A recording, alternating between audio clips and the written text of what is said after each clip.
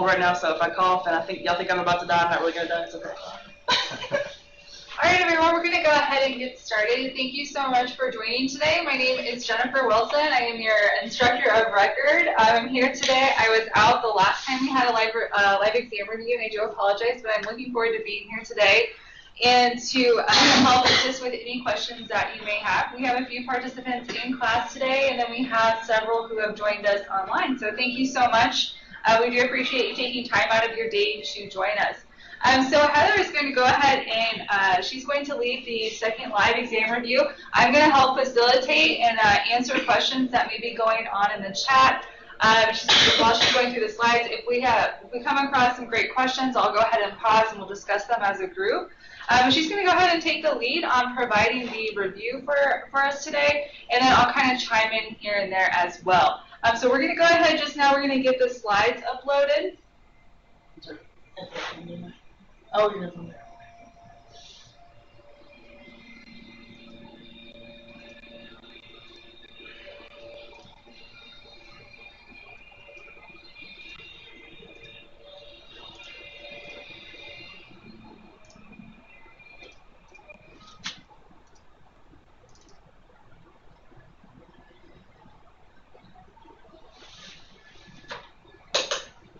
Okay, great. The slides are currently being loaded at the moment.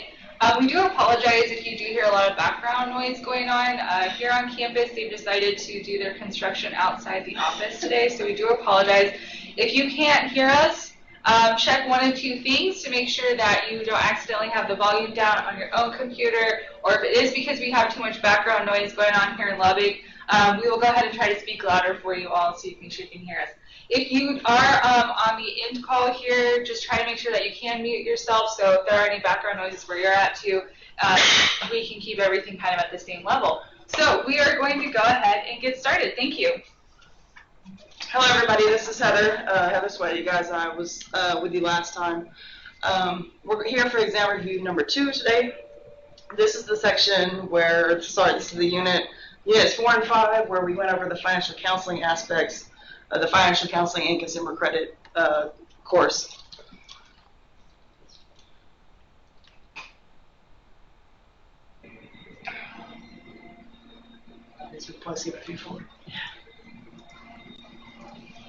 Alright, so first of all, just so you guys know, same as last time, this is not an all-inclusive review. You guys will still want to go back and review everything that you did in units 4 and 5 in your Blackboard folders, so that you have a better understanding of the material for this exam. And same as last time as well, you'll have 90 minutes, 50 questions, 150 points possible, so 3 points per question. And again, you covering units 4 and 5, all questions again will be multiple choice and or true, false. All right, so as far as your study tips, go back and review your readings, so that will be your assigned chapters, assigned articles, as well as your project resources, any participation questions that you did, your projects, and anything in the discussion board. All those things can be looked over to have a better understanding of the material for these 2 units, so you can do better on the exam. So another way to kind of look at this too is to actively kind of go back and look at prior projects that you submitted. There's some great concepts within the projects that can help you clarify or help you understand a little bit better in some of the terminology that has been going on in the Blue Financial Counseling book. So it's a great way to study, is to kind of go back and review the projects that you've gone through. It's another application reminder, but those will be kind of similar concepts that you'll be tested on as well. So when you kind of go through the reading material, be thinking about how some of the content can be applied, and that you've already kind of gone through it by utilizing the items within the projects.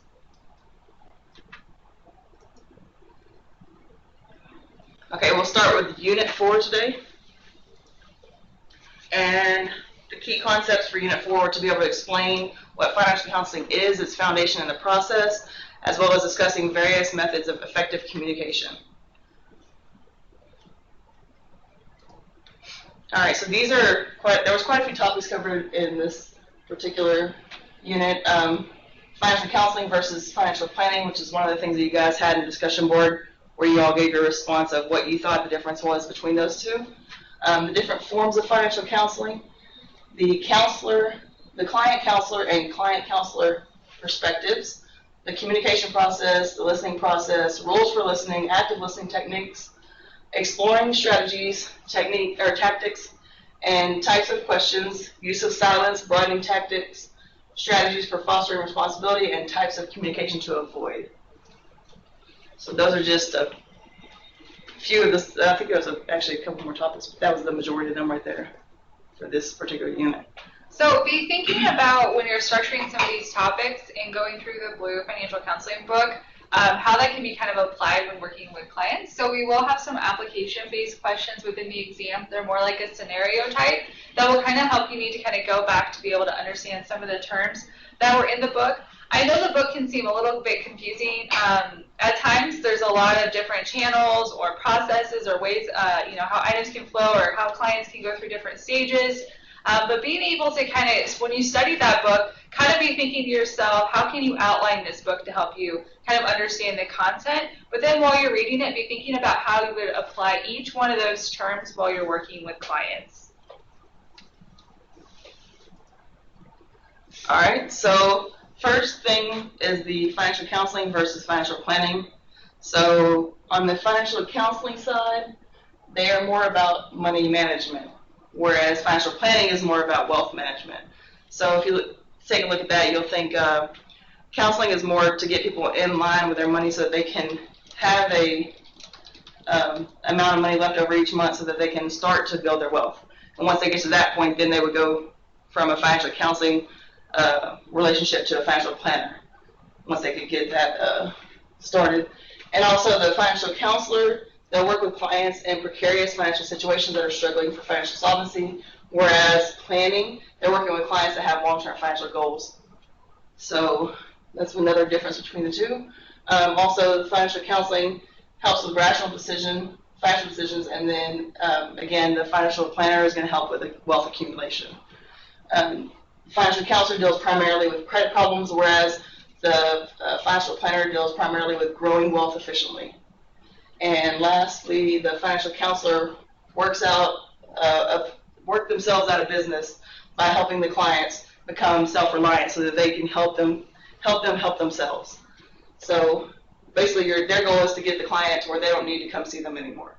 Whereas a financial planner, they're going to work themselves into business by developing a clientele and being paid by managing wealth. So that at that point, the financial planner will want to have referrals from people that they're managing their wealth and that they're doing a good job, so they have other people coming to them at that point in time. Okay, so the forms of financial counseling are remedial, preventive, and productive. Remedial is the first one, and that's for clients who are experiencing a state of financial, emotional, and or personal discomfort. So this is when the client comes in and they're having maybe disagreements about their money, if it's a married couple, or maybe they don't have enough money to pay their bills every month, so they're trying to find out how they can resolve that problem. And they'll come into you looking for answers on how to do so. The preventive is for clients who need to find a productive way to use their resources to prevent them from seeking remedial counseling.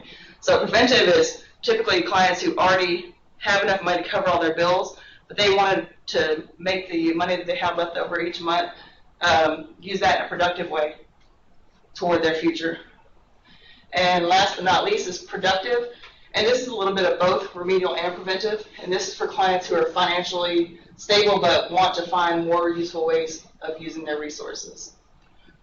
And this particular one, you want to do this one so that they don't have to go back into the remedial phase.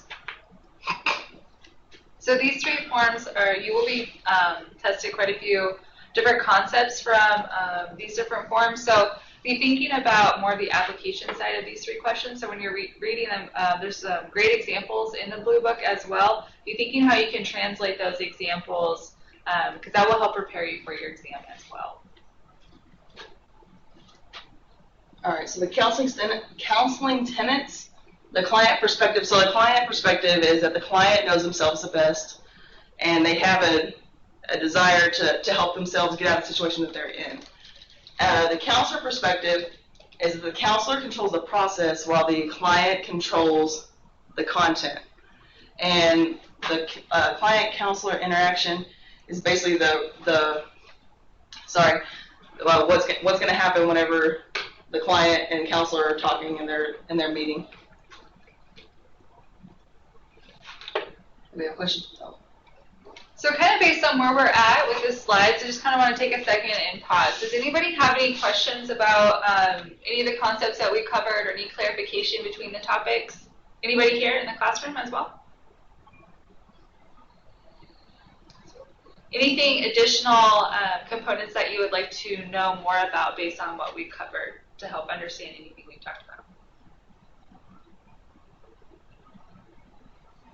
Okay, we'll go ahead and we will continue, and it looks like we do have somebody typing a question. And if we do have, sorry, there was a couple more people joining the call. If we do find the questions, we will go ahead and we'll pause and we will respond as well. Great, okay, we will go ahead and move forward. Thank you for responding. Will this be on YouTube again? That was very so the rules of listening. To respond to the main idea, respond to emotional messages, remember significant details, and make justifiable inferences. And this is because whenever you're listening to a client, they're going to come in, they're going to give you, sometimes they're going to give you lots and lots of overwhelming information, lots of details that there's no possible way that you can really remember everything. So you're trying to listen to the main idea that they're there for. They might come in, crying and all upset because they can't pay their bills. Well, the main idea was that they can't pay their bills, so then that would be what you'll respond to, as well as the emotional messages that they send. And try to remember any significant details that they give you during this conversation. And then once you've, listened to everything they've said, justifiable inferences is where you just, in your mind, you just think about what all they told you and where you go from there, from what they've given you, from the information they've given you. Sorry.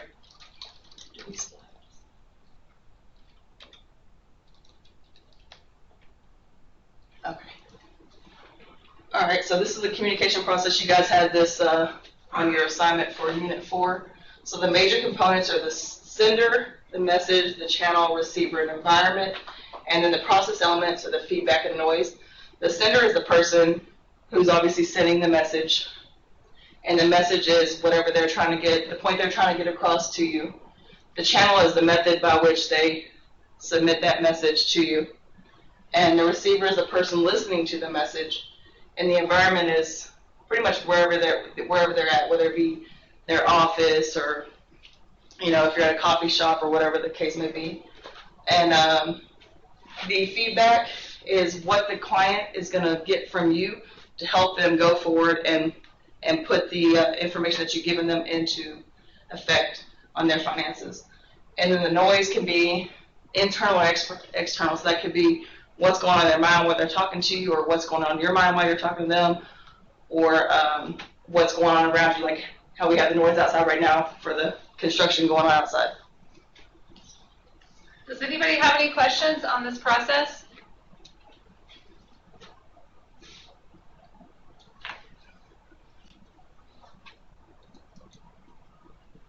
Okay, so active listening. There was also a question on your assignment about this one as well. So active listening is pacing. That's verbal and nonverbal pacing. And nonverbal pacing would be the body language. And verbal pacing, obviously, you guys, that is going to be speaking at the same rate or tone as the client. Tactics, restating, paraphrasing, and summarizing. All three of these will help the client to know that you're listening to them. I know you guys maybe been talking to someone before and you have no idea that they're actually listening to you, but if that person was to restate what you said to them, then you know that even though it might have felt like they weren't listening, they really were. Or if they paraphrase what you said or summarize what you said, depending on how long the information is. And there's pacing learning styles and the pacing language levels for the active listening process. So to help prepare for your exam, there will be client scenarios, and there'll be almost like dialogue, and then you'll kind of need to be able to apply, okay, this was an example of summarizing, or this was an example of paraphrasing, but where we will provide the dialogue and then you'll be able to determine what the outcome of that is. So kind of once again be thinking about when you go through these concepts how you would see the more, how you would apply the terms that we've been going over. Okay, so here are the 4 basic tactics to gathering information. First is selective pacing. The examples here, so you think you're ready to invest, or you state that you're financially stable. Those are examples of selective pacing. Imperative statements, tell me, explain that further. Declarative leads, I'm curious about how you feel about, and then will be whatever subject there. And then the different types of questions that you can ask your client. So there's the level 1 and 2 pro questions, yes or no questions, dilemma, and multiple choice. And that was another thing on one of your assignments as well. The different types, so you guys had to come up with 3 different question types, and 1 from each category, 1 from separate categories, I should say. And then why you chose that type of question for the client. Any questions so far about the concepts that we've gone over? All right, so just to kind of help you understand, there will be kind of sample questions on being able to know the difference between a level 1 and a level 2 pro question as well. Kind of understanding the similarities and the differences that yes and no, dilemma, and multiple choice questions can have. Sometimes those questions can kind of be an end result of being a little bit manipulative towards the client because you're only providing so many options for them as well. So kind of just be able to become aware of identifying the different types of questions there are, but how you can also ask your clients these questions. So kind of once again going back to making sure that you understand, once again, the different types of the gathering the information and asking the questions and just being able to apply what we've been going through in the book as well. Real quick, yes. So that manipulation is intentional though, right? So you wouldn't necessarily want to, that's a great question. So you won't want to force your client to have to choose one or the other. When you're working with clients, it's a great way to ask these questions. It's almost like intensive for discovery. So to help them kind of maybe see what the situation is going on, or to kind of pinpoint an area that they need to focus on in their own financial area. Could be like debt counseling or budget management, anything like that. But if you force them to say this is one choice or the other, it kind of puts them, well, I don't really know. So I'm either going to have to go one way or the other. But it doesn't really, it kind of just forces them in one direction. Sure. Where sometimes that might be appropriate, but for the most part, as our role in financial counseling, it's more of that discovery aspect of that. They need to kind of have that light bulb, that aha moment of, oh, I just figured that out. Because you were starting to ask one question, which could be like a level 1 pro, that led to another question, that led to another question. And then kind of by having that conversation, they were able to kind of self-identify the problem that they need to start working on. Yeah. Multiple choice questions, I mean, these are definitely all tactics and options. I try to stray away when I work with clients of the multiple choice because I don't want to limit them to so many options if I may have missed out on an option that they weren't aware of. And I just don't want them to pinpoint and get stuck on one situation. So there's different ways that you can look at it. Different counselors have different strategies. This is kind of how I interpret some of the questions as well. But great question. Anybody else have any comments? Feedback? Okay, we'll go ahead and move on. All right, so these are a couple of the questions that some students struggled with, that's what we'll call it. So first one here is a true or false question, and this one says the majority of communications between clients and financial counselors are through the verbal channel. So you guys said it's false. Is it, you got the same answer? Is it DJ? Yes. DJ, okay. I thought that was your name, wasn't it? I'm still trying to get to know you guys. It's a little bit different when we teach you guys online. So it is false. And the reason is because there's verbal as well as nonverbal. And a lot of times, nonverbal is actually more frequent, or it's easier to see, I guess you'll call it, and if you're paying attention to what the client has going on. So that's the reason that that one would be false. Okay, so blank counseling is a type of counseling where the counselor helps the client understand their personal financial state and learn ways to resolve it. So your options are productive, preventive, remedial, or financial. And you guys have a response on that one? What is one that we can immediately eliminate? Yeah. Which one you can eliminate? Remedial. You think it's remedial or you can eliminate remedial? Eliminate it. Okay. You can eliminate remedial. I think we can also. And why would you eliminate that one? I'm not sure. To be honest, I just think, according to the rest of the responses, I'll probably go with the other 3 before remedial. Okay. And which one of these is not one of the 3 stages of Yeah, one of those is not even one of our 3 types of counseling. So financial for sure. financial? Right. For sure, absolutely. Okay. So the answer is remedial, Yeah. and that's because the remedial is the first one where you're trying to help someone get out of a situation they've gotten themselves into. And if I recall, the wording is pretty much similar to that on the question. All right, next question. Which of the following statements is correct? Men and women are very similar in communicating. Most communications are through the verbal channel. People can't not communicate. There are 3 important principles of communication: primary, secondary, and recency.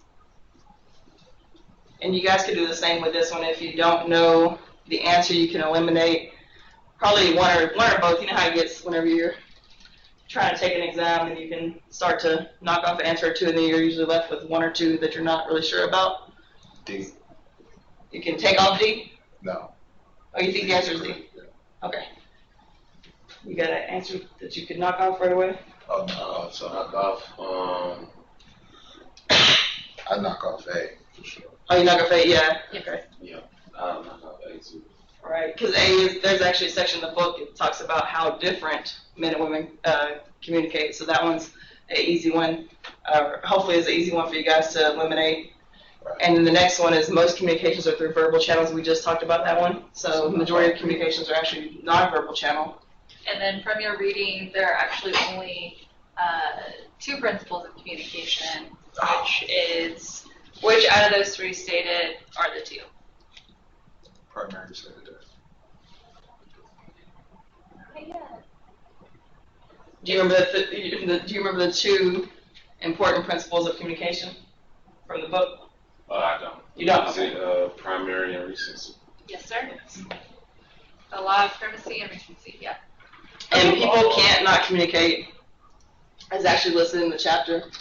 I don't know if you guys read through that portion, but yeah, good job. Everything that we're doing is constantly giving up a signal of communication. Right. So I everything read that we do- wrong. And I did that on the. Yeah. It's a tricky one. When you It read is. that, it's I like thought- a double negative kind of standard. Right. Yeah. People can't communicate. Yeah, you can't not communicate because you're constantly, whether it's verbal, nonverbal, you're constantly communicating with people. Good. All right, great job, everyone. Okay, so next is Unit 5. It kept doing that last time too, with where it wouldn't go through. Okay, so Unit 5. Here we wanted you guys to be able to describe the scope of the relationship between the counselor and a client. Identify counseling strategies that foster responsibility and problem solving. Sorry. Okay, so the topics here are anecdotes and goal setting, 7 basic methods of problem solving and decision making, 6 strategic tactics in counseling relationships, 4 stages of counseling, and feedback. So for each one of those, it's pretty much like underneath there's like definitions and examples. And you guys can use these slides whenever you get ready for your exam if you want to go back and look. If the information that you want to look at is not all on the slides, you can add to it on your own. So hopefully this will at least be a jumping off point for you guys to start your exam study. Okay, so these are the different types of frames: blending, reframing, setting goals, identifying and creating exceptions, prescribing action, experiencing, using, and transforming personal history, and future pacing. And you guys had you also had I believe there's a question on your assignment that had this in there as well. So this is a lot to take in, being able to understand and identify the different types of frames. So I'm just going to pause for just a second and let you all, if you have any questions about kind of definitely going back to the previous slide with those concepts, and then being able to understand and identify the different types of frames. So does anybody have any questions or comments to help kind of clarify these concepts? So there will be kind of application questions based on this where we will provide an example, and then you'll need to be able to identify what type of frame that was. So it's a big section of the book, and it's something that to really make sure that you go through and read and understand.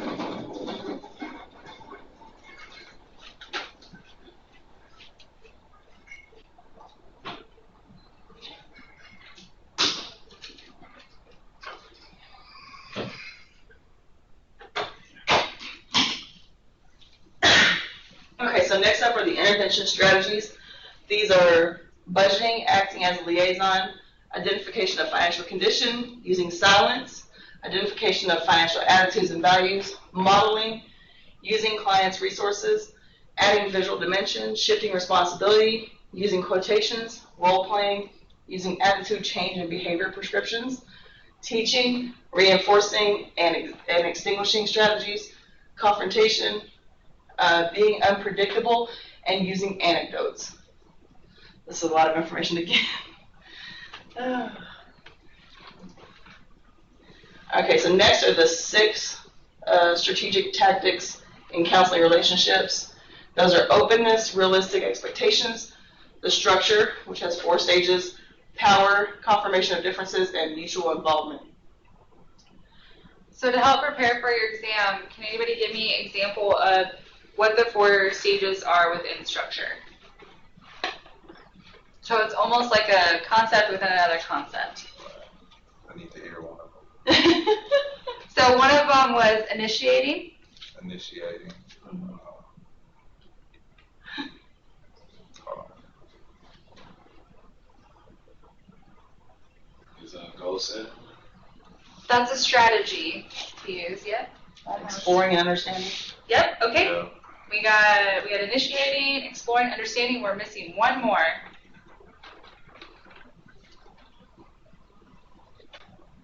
Awesome, acting. Yes, perfect. Okay, so keep in mind that for your exam, we will be talking about the stages.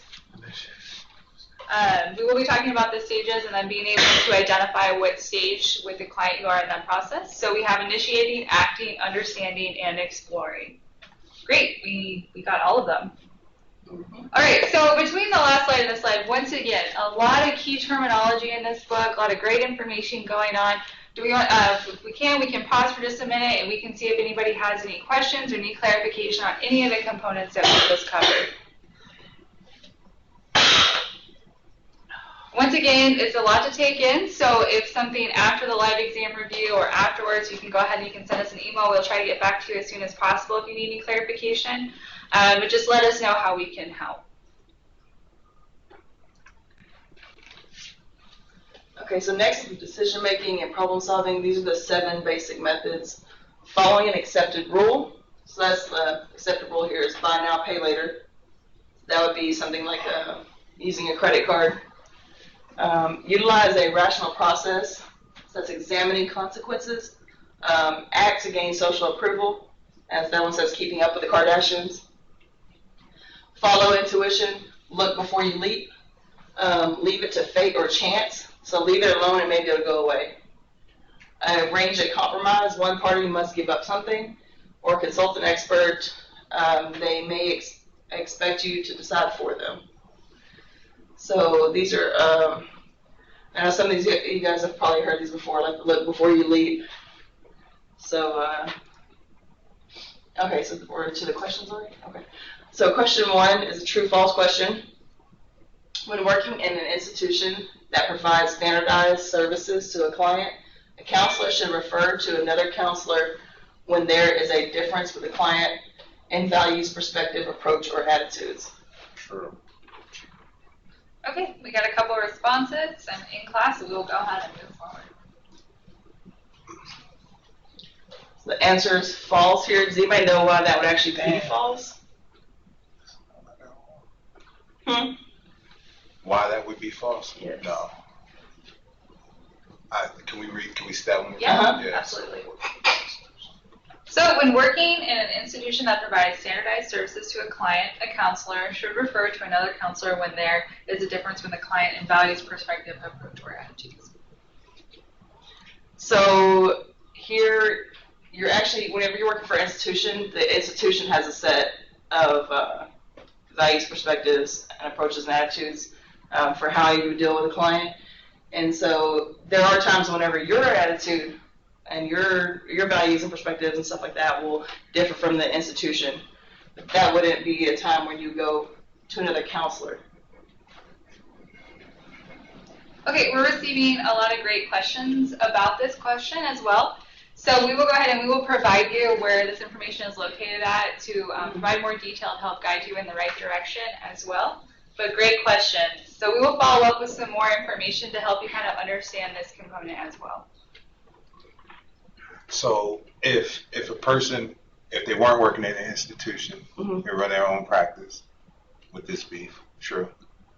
So it really kind of just depends on what the services are provided. So in different levels, a referral base is necessary. So in a lot of financial counseling places, kind of depending on the framework of where they're working, in the event that if it's not working out in terms of that, trying to help that client, maybe the client just isn't seeking, it's not necessarily based on that you would go ahead and you would just move clients if they're not reaching their goals. But if there comes a point where the client is just really not, wanting to move forward, they're happy where they're at, you can maybe say, hey, this relationship between you and I, we have reached a point where I feel like I can only do so much, but you are making great progress. I'm going to go ahead, I'm going to refer you to somebody else who maybe can better align with what you have going on. And then they kind of build a relationship with that. So there are certain points within a client and counselor relationship where it's okay to terminate the relationship. Not all terminating relationships is actually a negative aspect to it. Sometimes there's only so much that you can do and you can only get so far with the client, but maybe somebody else has a different view or a different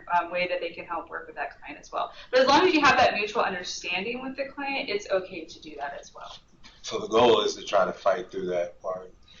Well, the it's conflict or the... It's not necessarily like the conflict aspect of it. It's only that you can only do so much. Right. So it kind of does have a negative sound to it, but if there is some disagreement between you and that client and you can't seem to come to, the situation can't be resolved in terms of that, maybe the client just doesn't how do I say this?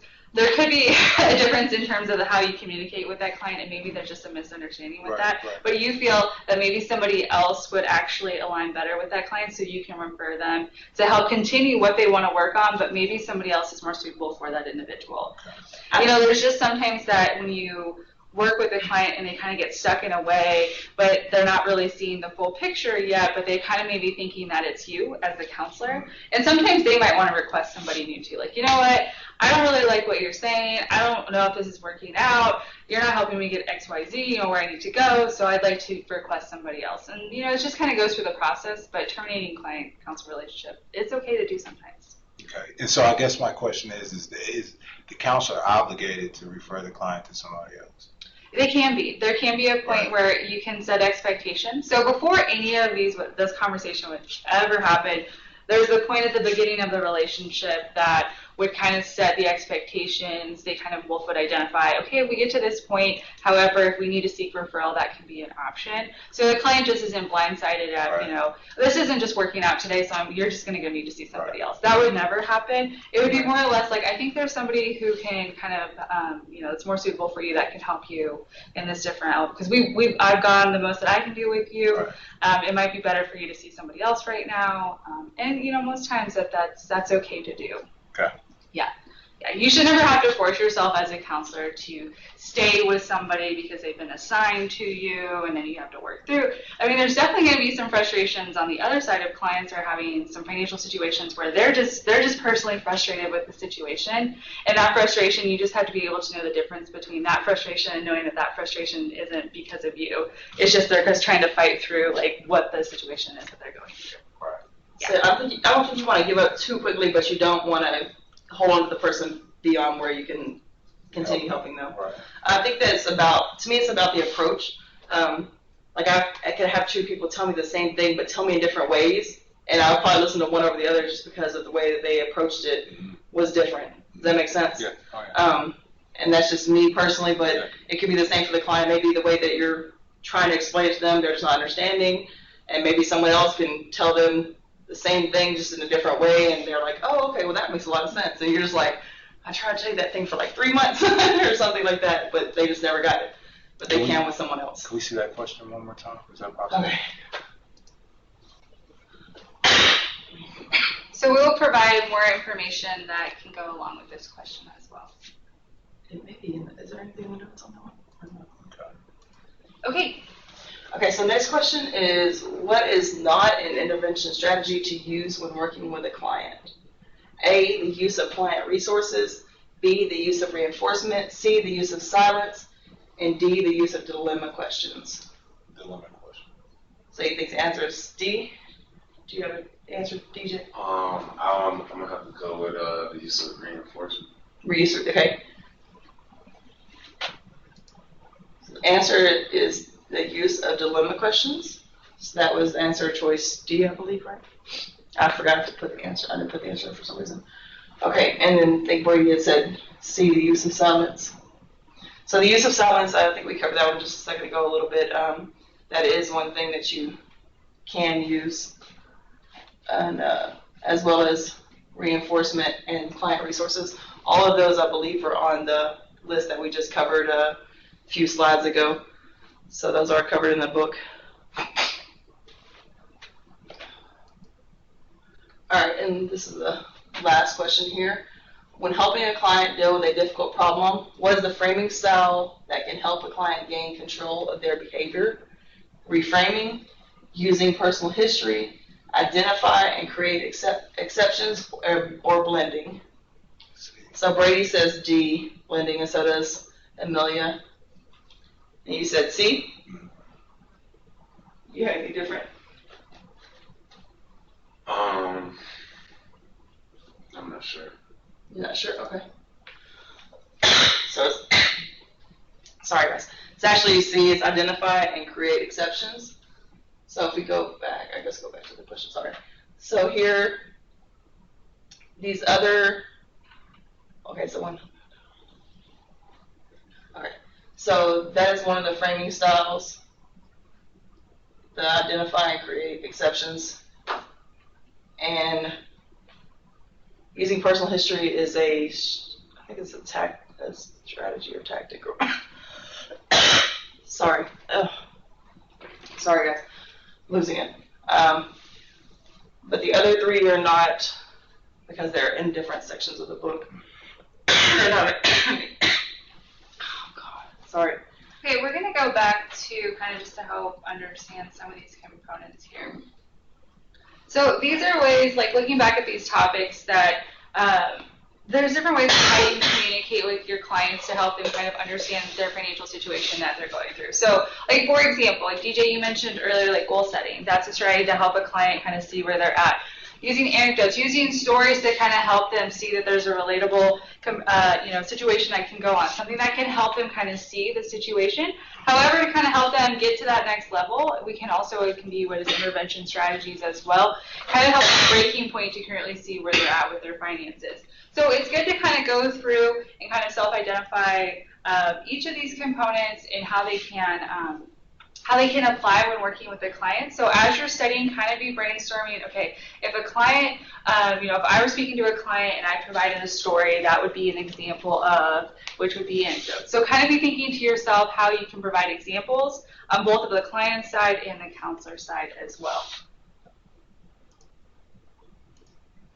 Okay, and then once again, these are intervention strategies to help your clients start making those steps forward. So the examples that were listed here are budgeting, using silence as a way, sometimes the client silence can sometimes be awkward when things are in the room when nobody's talking, but really people just need to have that moment to kind of process the information and to be able to kind of formulate a response. If we're constantly talking with our clients and we're not allowing that moment of realization, we're kind of missing out on an opportunity for them to kind of think through what could be going on or what could be a problem that they should be working towards or a problem that they could be resolving, but we just have to allow that time for the thought process to be going on. So kind of being able to understand the difference between how we can communicate with clients, but then how we can actually start working towards reaching these goals that they might have.